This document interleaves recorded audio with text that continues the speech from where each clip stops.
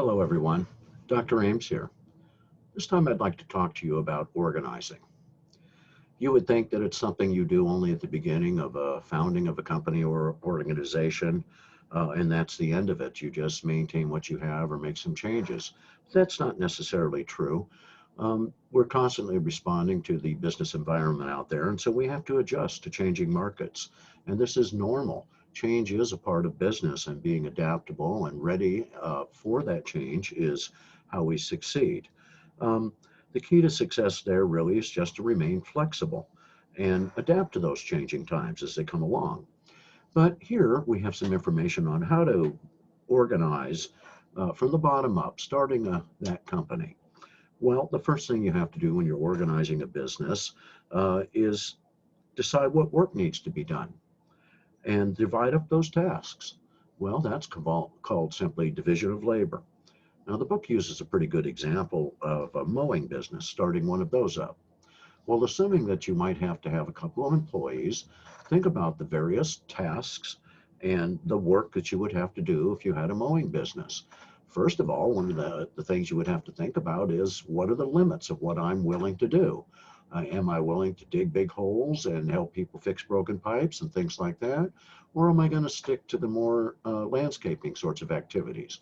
If I'm mowing, am I also going to contract for weed whacking and things like that? Am I going to trim shrubs or trees? What are the limits of how much trimming I would do on a tree and so forth? You have to decide all these answers to these questions and decide what work needs to be done in your business and so forth, and then divide up those tasks. So when we divide up our various jobs or tasks that we need to do into smaller ones so we can really figure out what needs to be done, we're simply doing what's called job specialization. And as your business would grow, an entrepreneur will hire probably more workers if you're successful. And you have to start thinking about how am I going to organize these workers into functional departments that actually work, that make sense. So work teams become departments. And this process in business is simply known as departmentalization. What departments do we need to group these various tasks and so forth? So that's a process as well.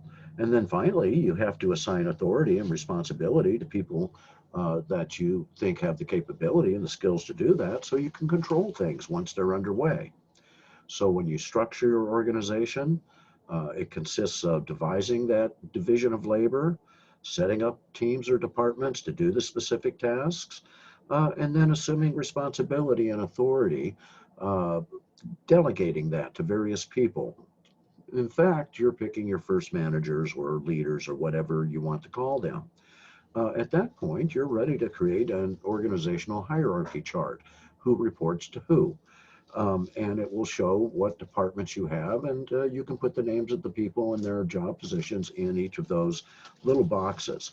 So this is helpful to understand relationships of authority and how things get done in any company, and who is accountable for what specific area of tasks and who reports to whom. Um, any entrepreneur has to monitor that environment that's out there, that current business context, and take a look and see what are our competitors doing? What are the best practices? What can we copy? And if you do something like that, then how does it change the way we're doing something, the way we're thinking about organizing, or the way we're currently organized? And then are we responding properly to our customers?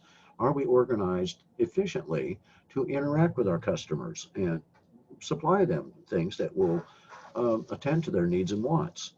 So, to sum all this up, the principles of organization apply to businesses of all sizes, um, whether it's structuring your business or making the appropriate division of labor, using job specialization and departmentalization as your tools.